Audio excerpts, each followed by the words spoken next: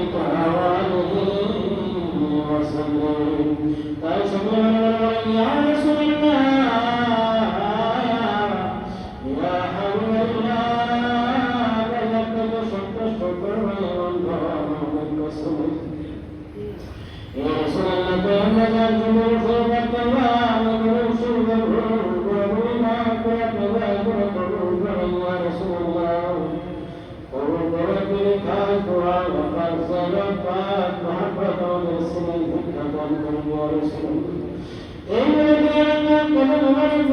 بالعام